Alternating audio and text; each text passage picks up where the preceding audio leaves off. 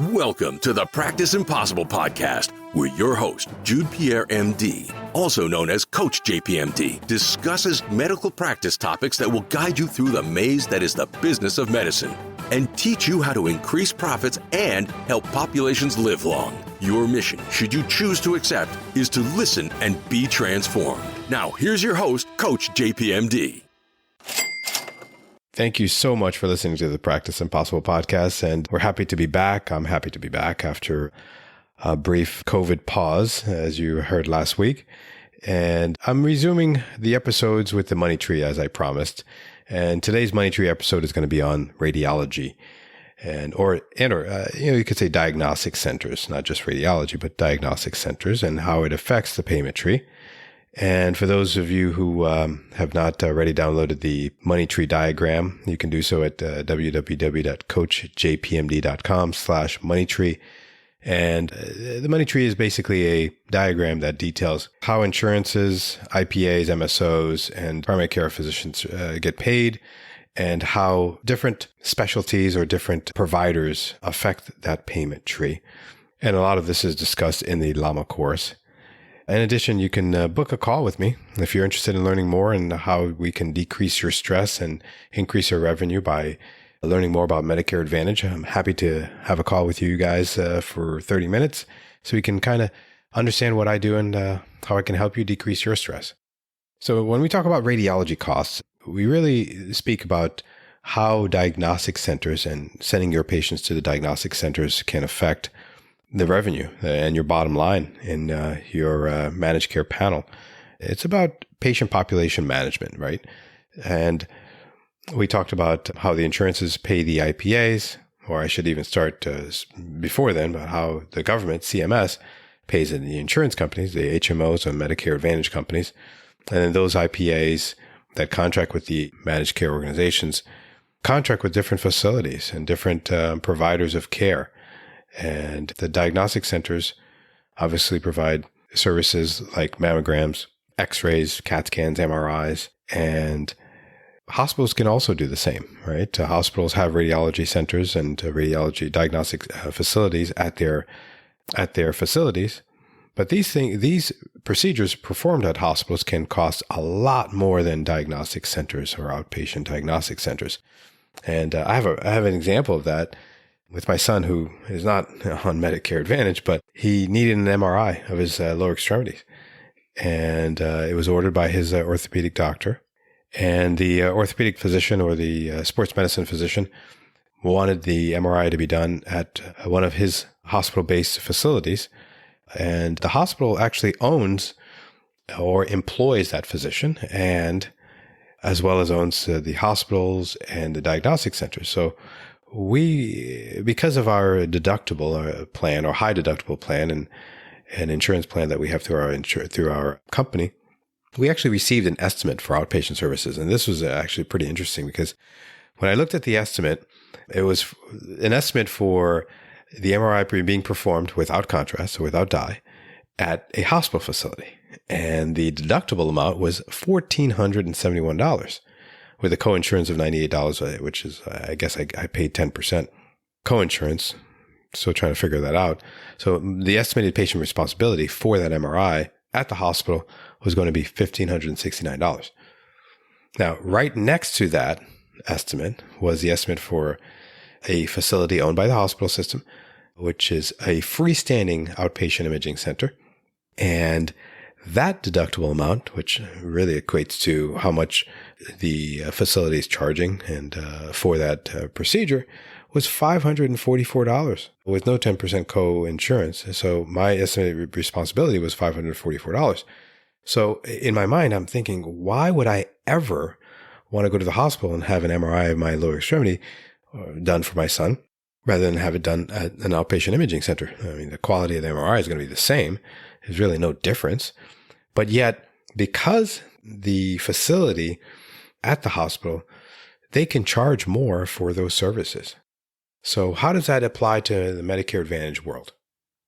Well, in the Medicare Advantage world, the insurance company, the Medicare Advantage company, will contract with a diagnostic center and for a certain percentage of Medicare allowable. And So that same Medicare Advantage company will also contract with the hospital system in that particular location or that particular county. And as a primary physician and as specialists, if we don't manage that bottom line, then there's going to be less money in our pockets. That's basically what it boils down to. And so it behooves us to understand that if we send our patients in a Medicare Advantage plan to a hospital, that hospital may end up charging that insurance company $1,500 for an MRI versus $500 that could be charged at a freestanding diagnostic facility. So that is a very important point that I can't emphasize enough, because we as physicians and primary care physicians need to understand how to manage our patient population, how to get them the best care, but also how to provide the most cost-effective care for that patient in your patient population. So that's one way to save money. Another way that you can save money is by doing procedures in your office. So for a while, I actually used to perform carotid ultrasounds as well as vascular studies in my office. And those procedures were performed at no cost to the patients, because I knew that if I were to send those patients for those procedures at a diagnostic center, the diagnostic center would be charging the insurance company, and those monies would be removed from my pool of monies to care for my patients.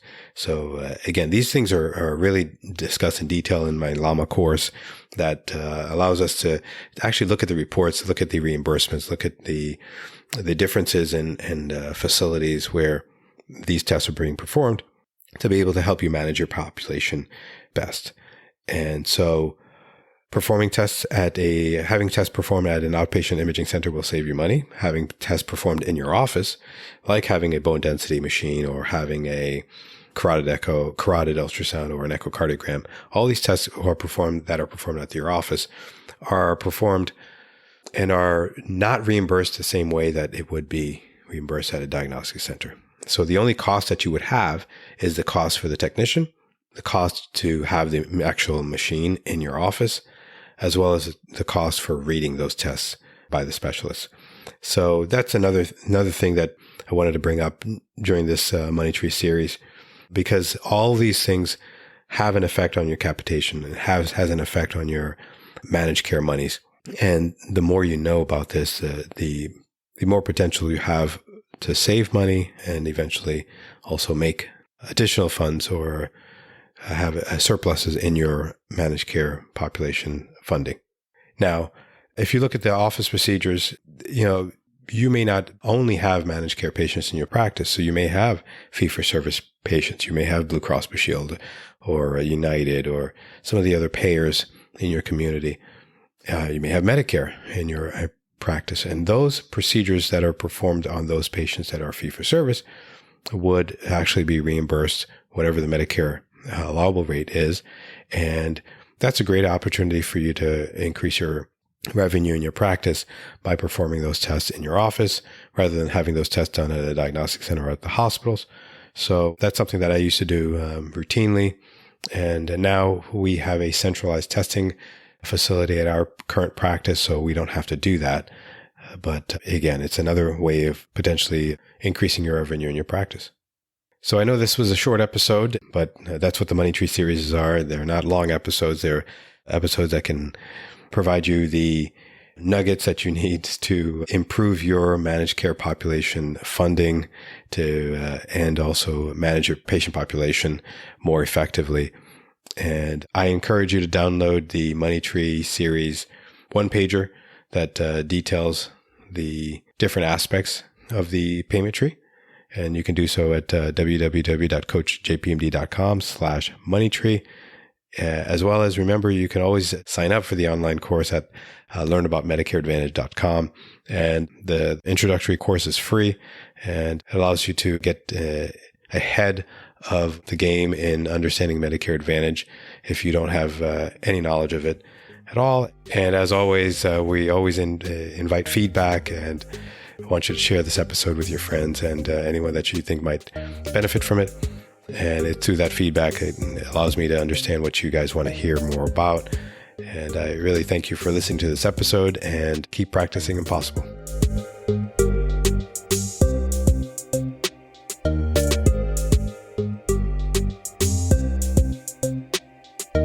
you.